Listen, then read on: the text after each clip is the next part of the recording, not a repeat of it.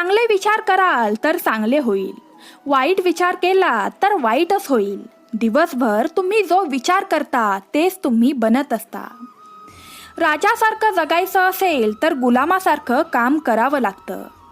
शांत राहणं आता खूप चांगलं वाटतं, कारण जास्त बोलल्याने नाती तुटतात.